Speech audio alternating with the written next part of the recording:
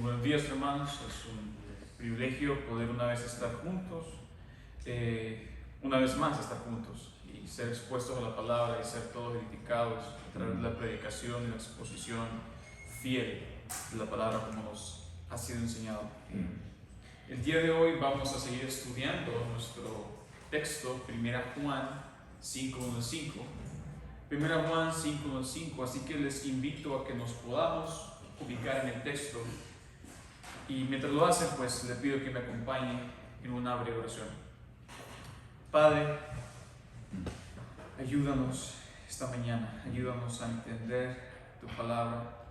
Habla a pesar de nosotros, habla a pesar de lo inútiles y infieles que somos. Padre, que sea tu palabra exaltada y mi Dios, auxílianos a través de tu Espíritu Santo para que todo lo que sea dicho sea para la gloria y honor de Jesucristo a través de tu Escritura. Todos lo pedimos en Cristo Jesús. ¿Qué es amar? Bien, posiblemente el mundo lo definiría algo así como es un sentimiento intenso de profundo afecto por alguien más. Si vamos por las calles y detenemos a alguna persona con la que nos encontremos, posiblemente nos diría algo muy similar. O podríamos usar la tecnología, por ejemplo, e indagar a través de un investigador o buscador web. Y seguramente vamos a encontrar que la mayoría de definiciones coinciden en eso, un sentimiento de profundo afecto. Pero, ¿qué es amar en verdad? ¿Acaso el mundo, la sociedad o los medios tienen la respuesta? Bien, interesantemente el mundo dice saber qué es amar y a la vez divide a la sociedad, divide a las personas por color de piel, por estrato social, por adquisición monetaria. El mundo define qué es amar y son capaces de tomar el matrimonio, unión sagrada, y tratarlo como si fuera un producto del cual me puedo deshacer si no cumple con mis expectativas. El mundo define qué es amar y constantemente motiva la pugna, la diferencia entre hombre y mujer solo para definir quién es superior. El mundo define qué es amar y es capaz de acabar la vida en el vientre solo para tapar las consecuencias de malas decisiones, de decisiones pecaminosas. El mundo no sabe qué es amar, porque el mundo no conoce a Dios, y Dios es amor.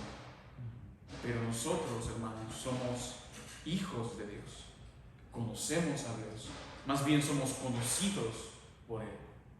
Sabemos qué es amar, podemos y debemos amar. Pero en ese sentido, siendo hijos de Dios, ¿qué es para nosotros entonces el amor? ¿Cómo debe ser nuestro amor siendo que somos hijos de Dios?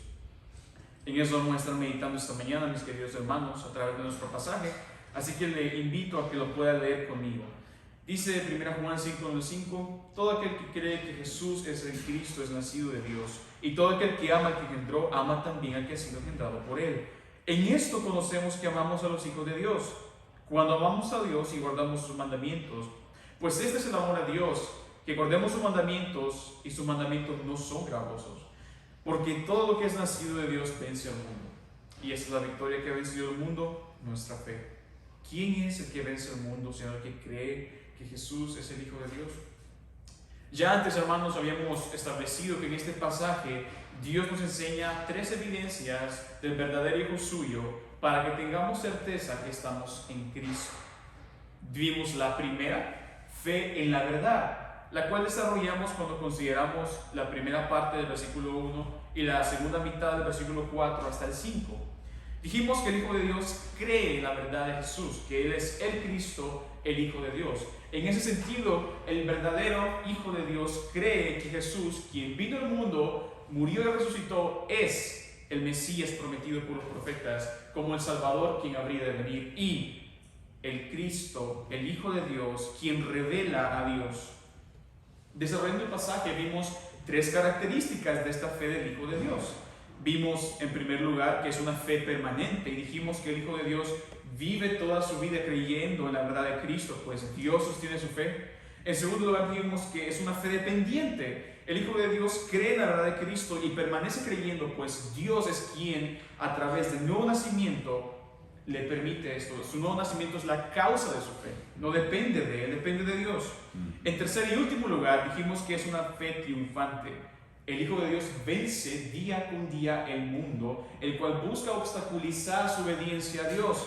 Y esta victoria, este triunfo continuo es así desde su conversión, cuando por el nuevo nacimiento y por la fe en Cristo fue unido juntamente con Cristo y participa del triunfo de Cristo sobre el mundo. Concluimos diciendo que nuestra respuesta, hermanos, ante lo aprendido debiera ser gratitud, agradecimiento, reconociendo que la fe nuestra no depende de nosotros ni en su inicio ni en su permanencia. Pero también fuimos retados a poder predicar fielmente la verdad de Cristo a los incrédulos. No solo a ellos, sino también a los creyentes que dudan, que flaquean en cuanto si verdaderamente son salvos, para poder exponerles a estas verdades y que sepan de verdad que están en Cristo. Hoy veremos la segunda evidencia del verdadero Hijo de Dios. Solo para recordar, hermanos, ¿qué vemos en este pasaje? 3 evidencias del verdadero Hijo suyo, para que tengamos certeza que estamos en Cristo. La segunda evidencia del verdadero Hijo de Dios es amor genuino. Amor genuino. Fíjense conmigo en el versículo 1, la segunda parte dice: y todo aquel que ama al que engendró, ama también al que ha sido engendrado por él. Versículo 2, en esto conocemos que amamos a los hijos de Dios, cuando amamos a Dios y guardamos sus mandamientos. Todo hijo de Dios ama. ¿Por qué? Pues sin merecerlo ha recibido amor perfecto del Dios Santo. Siendo pecador y por naturaleza hijo de ira, ha recibido misericordia. Tal es la realidad, hermanos, que nosotros hemos visto el amor de Dios manifestado hacia nosotros como hijos suyos. Así lo dice Pablo en Romanos 5:8, cuando dice: mas Dios muestra su amor para con nosotros, en que siendo aún pecadores, Cristo murió por nosotros. ¿Y por algún mérito propio? Claro que no. Tito 3:3 dice: porque nosotros también éramos en otro tiempo insensatos, rebeldes, extraviados, esclavos de concupiscencias y deleites diversos, viviendo en malicia y envidia, aborrecibles y aborreciéndonos unos a otros. Esa palabra, aborrecibles, también puede significar abominables, detestables. Hermanos, puede que esto ofenda a muchos, pero la realidad es que antes de ser hechos hijos de Dios, no había nada en nosotros que pudiera provocar el amor del Dios Santo hacia nosotros. En todo caso, por nuestra pecaminosidad, éramos, como dijimos, hijos de ira. Hijos de ira. De forma que no había esperanza para nosotros. En nuestra condición de muertos, de pecadores, de impuros, de sucios, de ser amados por Él. Pero la gracia y la misericordia del Señor fueron mayores, y por medio de Cristo dio lo necesario para poder recibir su amor, justicia. Eso es lo que vemos declarado en 2 Corintios 5:21, ese glorioso intercambio: al que no conoció pecado, por nosotros lo hizo pecado, para que fuésemos hechos justicia de Dios delante de Él. Jesús, por su muerte sustitutiva en la cruz, ha adjudicado, ha contado hacia nuestra cuenta su justicia perfecta. Esa es la justificación. Dios declarando justo al pecador que merece juicio y condenación a través de Cristo. Nosotros gozamos de esta bendición desde que nacimos de nuevo y fuimos convertidos por la obra del Espíritu Santo, debido a nuestra unión con Cristo a través de la fe. Pero no solo la justicia de Cristo fue imputada a nosotros, sino que todo nuestro pecado, toda nuestra maldad fue imputada sobre Él, como si Él lo hubiera cometido, y fue castigado por el Padre como si Él hubiera cometido nuestro pecado, siendo limpio y libre de pecado. Así lo encontramos en Isaías 53, cuando el profeta dice en el versículo 5 y 6: mas Él herido fue por nuestras rebeliones, molido por nuestros pecados. El castigo de nuestra paz fue sobre Él, y por su llaga fuimos nosotros curados. Todos nosotros nos descarriamos como ovejas, cada cual se apartó por su camino, mas Jehová cargó en Él el pecado de todos nosotros. De forma que, siendo pecadores, somos tratados como si nunca hubiéramos hecho maldad alguna, y recibimos de Dios su amor al estar unidos a Jesucristo. Hermanos míos, es por Cristo, nuestra justicia perfecta, que podemos recibir el amor del Padre. Podemos decir entonces lo que dice en 1 Juan 4:9. En esto se mostró el amor de Dios para con nosotros, en que Dios envió a su Hijo unigénito al mundo para que vivamos por Él. Igualmente, el 3:16 de 1 Juan dice: en esto hemos conocido el amor, en que Él, Cristo, puso su vida por nosotros. Pablo declara en Romanos 5:5: el amor de Dios ha sido derramado en nuestros corazones por el Espíritu Santo que nos fue dado. Y sobre este pasaje, cierto autor explica que, dado a que Dios, a través del sacrificio de Cristo, ha derramado de manera exuberante, de manera abundante su amor en nuestras vidas, el amor de Él solo abunda, sobreabunda en nuestro corazón y podemos entonces amar. Podemos decir entonces que el amor de Dios hacia nosotros nos capacita para poder amar. En conclusión, afirmamos lo que dice 1 Juan 4:7-8: todo aquel que ama es nacido de Dios y conoce a Dios. El que no ama no ha conocido a Dios, porque Dios es amor. Por tanto, en el pensamiento de Juan, el Hijo de Dios va a, de manera consecuente, amar. Lo contrario, una persona que dice ser hijo de Dios y no ama, no ha conocido a Dios, no ha nacido de nuevo. Ahora, el amor descrito aquí no es el amor sentimental del que hablamos al inicio. Interesantemente, la palabra que Juan usa aquí, así como todas las ocasiones en la epístola que trata del amor de Dios o del amor de los hijos de Dios, es la palabra griega muy conocida, agape. Y esta palabra, en el pensamiento griego, se refiere al amor que escoge su objeto de manera voluntaria, es activo y no procura el bien propio. Aplicada a Dios, se refiere a su determinación voluntaria de entregarse a sí mismo para suplir las necesidades de los que no merecen nada. A lo largo de los diferentes pasajes que hemos visto sobre el amor de Dios para con nosotros, sus hijos, podemos decir que su máxima manifestación de amor fue la muerte de Cristo en nuestro lugar para darnos salvación. Ahora, partiendo de la idea de lo que la palabra que Juan usa para hablar del amor significa y cómo se define el amor de Dios, podríamos decir que el amor de nosotros como hijos de Dios debiera por tanto ser un amor activo y voluntario, que no procura de manera egoísta conseguir lo suyo propio, es un amor genuino. Ahora, para entender más de manera específica cómo el Hijo de Dios manifiesta este amor genuino, hay que hacerlo tal como lo vemos en nuestro pasaje, enfocándonos en a quién se dirige este amor. De manera que en nuestro pasaje encontraremos dos manifestaciones del amor genuino del Hijo de Dios. La primera es que ama a su Padre Celestial y la segunda es que ama a sus hermanos en la fe. Ahora, brevemente, antes de entrar a discutir estas manifestaciones, vemos la frase que dice: todo aquel que ama al que engendró, ama también al que ha sido engendrado por él. Ciertas personas creen que lo que vemos aquí es más bien una declaración general, es como un proverbio, hablando del amor familiar entre cualquier padre y cualquier hijo. Eso es lo que algunos creen. Y que de esta premisa o de este proverbio, Juan viene a decir, entonces lo aplica al amor entre Dios y los creyentes. Pero, coincidiendo con lo que otros autores piensan, es muy improbable, ya que la raíz original que Juan usa para las palabras al que engendró y al que ha sido engendrado es la que usa alrededor de toda la epístola para describir al Hijo de Dios en términos de su nuevo nacimiento. Y cada vez que aparece acompañada del Padre. Por tanto, lo que describe en estas ocasiones es la relación Padre-Hijo entre creyente y Dios.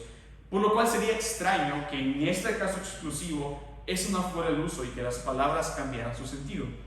Pero bien, con eso aclarado, veamos las dos manifestaciones del amor genuino del Hijo de Dios. La primera manifestación es que ama a su Padre Celestial. Ama a su Padre Celestial. Fíjense ahí en el texto, dice el versículo 1: y todo aquel que ama al que engendró. Aquí el verbo traducido como al que engendró se refiere a Dios. Y por su parte, el verbo aquel que ama habla del Hijo de Dios. Ahora, el verbo todo aquel que ama expresa una acción continua. Podría decirse entonces, es como la idea de el que permanece o el que sigue amando. Claramente se establece que el Hijo de Dios ama a Dios y de manera permanente. Sería totalmente ilógico, sería contradictorio que un Hijo de Dios odie a Dios lo aborrezca o que en algún punto deje de amarlo. De hecho, haciendo otra observación en el texto original, nos podemos dar cuenta que el Hijo de Dios de forma natural ama a Dios. Fíjense, esto lo podemos ver por la relación que hay entre al que engendró y aquel que ama. El verbo que engendró habla de una acción concreta hecha en el pasado. ¿Qué nos quiere decir esto? El nuevo nacimiento, hermanos, es un evento particular y único en la vida del creyente. No es algo que ocurre 2 veces, una sola vez, para ser hijo de Dios. Ahora, el tiempo de la acción del verbo al que engendró es anterior a aquel que ama. Antecede a aquel que ama. ¿Qué quiere decir esto? Bien, la idea es que el amor del Hijo de Dios hacia el Padre es también un resultado del nuevo nacimiento. El nuevo nacimiento lleva al Hijo de Dios a una relación de amor con Dios. Esto es así cuando entendemos cómo es que, como lo dice Juan 1:12, llegamos a ser hechos hijos de Dios. Dios, al darnos vida espiritual siendo pecadores, a través del nuevo nacimiento nos capacitó para responder con fe a la verdad de Cristo. Y como dijimos antes, por medio de esta fe somos unidos espiritualmente a Cristo. En virtud de esa unión, el Padre nos adoptó como hijos suyos y podemos ser llamados hijos suyos. Y siendo hijos de Dios, podemos entonces recibir el amor de Dios, dado que estamos espiritualmente en el amado Hijo de Dios. Es decir, el Padre ama al Hijo, y como nosotros estamos en el Hijo, el Padre nos ama a nosotros también. En resumidas cuentas, Dios nos ha dado su amor al adoptarnos como hijos suyos. Y al habernos dado tan asombroso amor, nosotros solamente respondemos en amor hacia Él. Se cumple entonces lo que dice 1 Juan 4:19.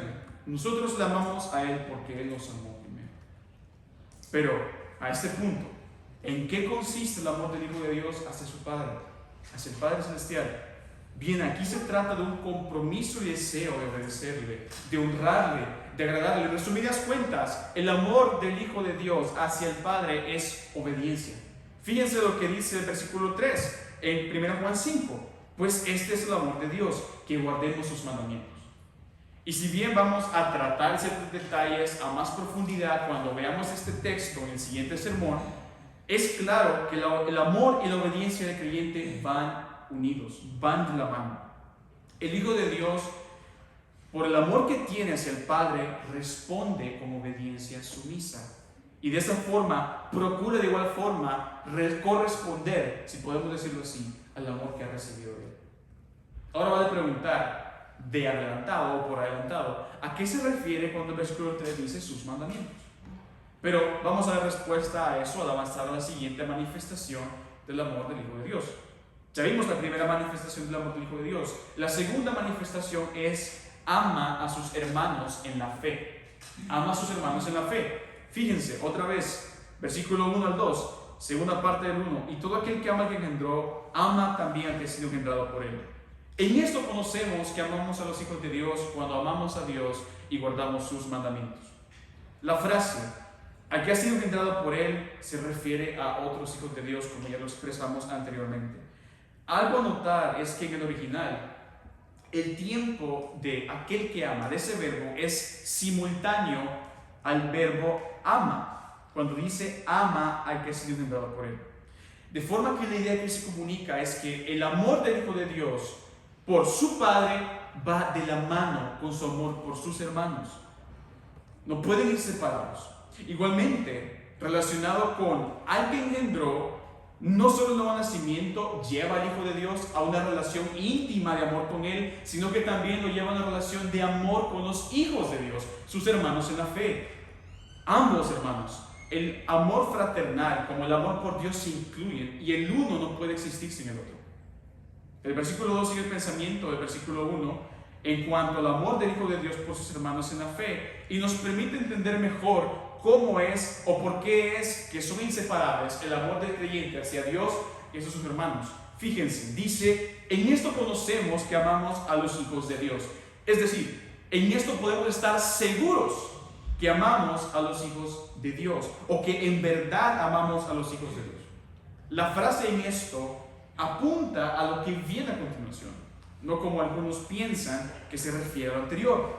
Termina el versículo 2 diciendo, cuando amamos a Dios y guardamos sus mandamientos. Esta frase podría ser traducida mejor como en todo momento que prosigamos, o siempre que prosigamos amando a Dios y guardando sus mandamientos. Pues esos verbos, amamos, guardamos, en el original conllevan una idea de continuidad, de persistencia. La idea del versículo 2 es esta. Escuchen, hermanos. El Hijo de Dios tiene evidencia para sí mismo que en verdad ama a sus hermanos en la fe cuando obedece a Dios, cuando ama a Dios, por la experiencia personal de todas las ocasiones en que permanece amando y guardando los mandamientos de Dios. Y esto es así porque el amor a los hermanos es el resultado del amor a Dios. El amor fraternal es el resultado. El amor a Dios es la causa. ¿Y cuál es el amor a Dios? El versículo 3 dice guardar sus mandamientos. Entonces ahora sí demos respuesta. ¿A qué mandamiento se refiere? Bien, por el contexto del pasaje y por el contexto cercano, parece referirse al hecho de amar a los demás hijos de Dios. Fíjense, el 4:21 dice, y nosotros tenemos este mandamiento de él. ¿Cuál? El que ame a Dios, ame también a su hermano. Así que amar a Dios, que equivale a obedecerle, lleva al Hijo de Dios a amar a sus hermanos, porque esto es lo que Dios precisamente le manda hacer. En este punto surge la pregunta, ok, ¿y en qué consiste el amor del Hijo de Dios por sus hermanos en la fe? Se trata de un amor por voluntad y decisión que busca ayudar y servir de manera sacrificial en favor de ellos. Así lo experimenta el Hijo de Dios a través del amor de Dios manifestado en Cristo, dando su vida en su lugar. A esa conclusión se llega en 1 Juan 3:16. En esto hemos conocido el amor, en que Él puso su vida por nosotros. También nosotros debemos poner nuestras vidas por los hermanos. El Hijo de Dios muestra su amor por sus hermanos a través de acciones concretas, no de palabra ni de lengua. Esas acciones con las que sacrificialmente sirve y busca dar para el beneficio de sus hermanos. Hasta este punto hemos explicado cómo se manifiesta el amor del Hijo de Dios hacia el Padre, hacia sus hijos. Vimos la conexión inseparable entre el amor hacia Dios y hacia los hermanos. Pero, ¿cómo lo aplicamos a nosotros? Establecimos que el amor genuino del Hijo de Dios hacia el Padre es un compromiso y deseo de obedecerle. Hacia sus hermanos es un amor voluntario y sacrificial que procura el bien de ellos. Dijimos que el versículo 2 dice, o la idea del versículo 2 es, prosigamos amando a Dios y guardando sus mandamientos en la segunda parte. Y dijimos que ese actuar, esa acción de continuamente amar a Dios y guardar sus mandamientos es la evidencia para nosotros que estamos amando de verdad a los hijos de Dios. En este punto puede que nos pensemos y digamos, bueno, yo no amo así, de esa manera a Dios continuamente, porque fallo en obedecerle continuamente en amar a mis hermanos, porque tampoco los amo todas las veces como me lo demanda el texto. ¿Qué significa eso de mí? Bien, no hace falta alarmarse, hermanos. ¿Se está hablando aquí de perfección? No. Aquí se está hablando que esta va a ser la tendencia, la dirección de la vida del Hijo de Dios. Va a ser lo que Él va a procurar. Porque estoy seguro que aquí nadie de nosotros ha amado a Dios siempre con toda su alma, con toda su mente y con todas sus fuerzas, y a su prójimo como a sí mismo siempre. Hermanos, la única persona en el mundo que hizo eso fue Jesucristo. No ha habido otra persona aparte de Él que cumplió a cabalidad sus mandamientos. Entonces, hermanos, debemos reconocer que, aunque quizás no amamos, fallamos en amar a nuestro Padre, a nuestros hermanos, como nos demanda el texto, esta debe ser la dirección de nuestra vida. Nosotros debemos y podemos amar de esta manera. Podemos recordar el gran amor que nuestro Dios ha derramado sobre nosotros y es razón suficiente para responder hacia Él con amor y obediencia y devoción. Eso es lo que Pablo expone, esa es su premisa en Romanos 12:1, cuando dice, ante la maravillosa salvación de Dios, manda a los creyentes a vivir vidas ofrecidas en sacrificio agradable a Dios. Igualmente hacia nuestros hermanos en la fe. Frente a cómo el amor de Dios se manifestó hacia nosotros en Cristo, podemos seguir la pauta de Cristo, amándoles, sirviéndoles, sacrificándonos por ellos. Podemos ser intencionales en esto, hermanos. Y en todo escenario, matrimonio, padres e hijos, hermanos y hermanas, empleados y jefes, nuestro amor hacia ellos, si son hijos de Dios, debe ser sacrificial.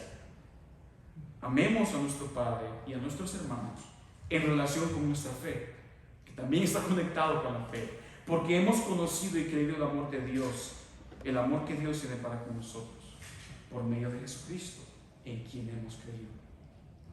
Entonces, mis amados hermanos, ¿qué aprendimos hoy? Dijimos que en este pasaje Dios nos enseña 3 evidencias del verdadero Hijo suyo para que tengamos certeza que estamos en Cristo. Hoy nos enfocamos en la segunda de estas, amor genuino. Y hablamos de las 2 manifestaciones del amor del Hijo de Dios. Ama a su Padre Celestial y ama a sus hermanos en la fe. Así que, ¿qué es amar? ¿Es un sentimiento profundo? ¿Es un sentimiento intenso? No lo creo. Amar para nosotros como hijos de Dios es obedecer a nuestro Padre Celestial, ser devotos a Él. Amar para nosotros como hijos de Dios es estar dispuestos a sacrificarnos por nuestros hermanos para suplir sus necesidades. Amar es verter nuestras vidas en las vidas de otros. Amar es estar dispuesto a dar todo aunque no hay seguridad de recibir algo a cambio.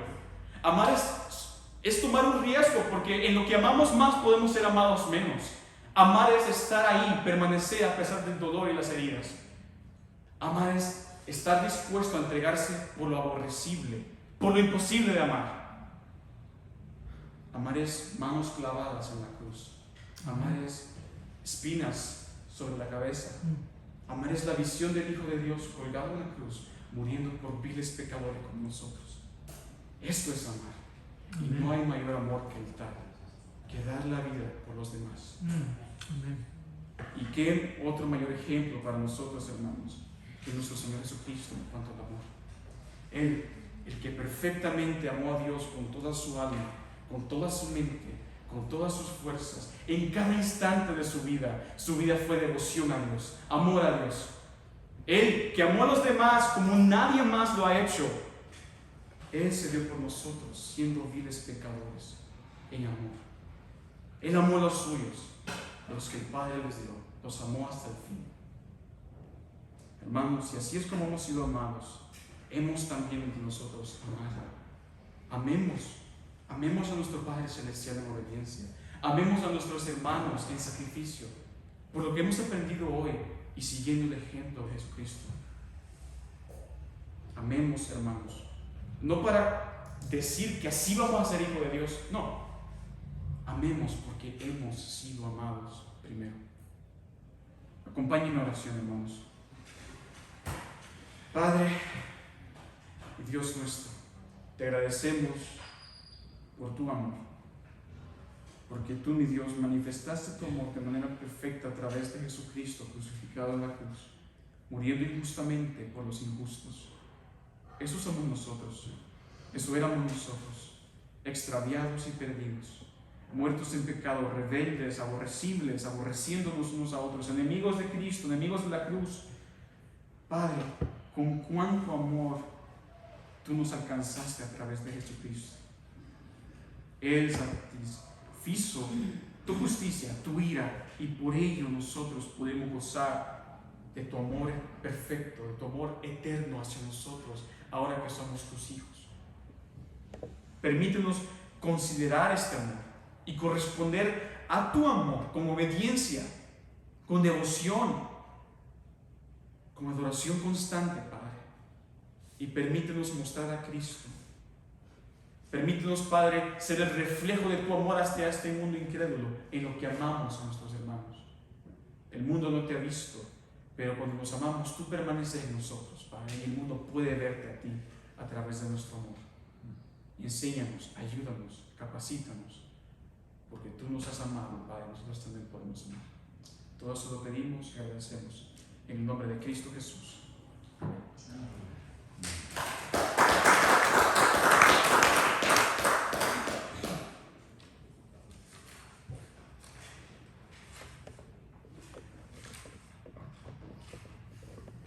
Saludito.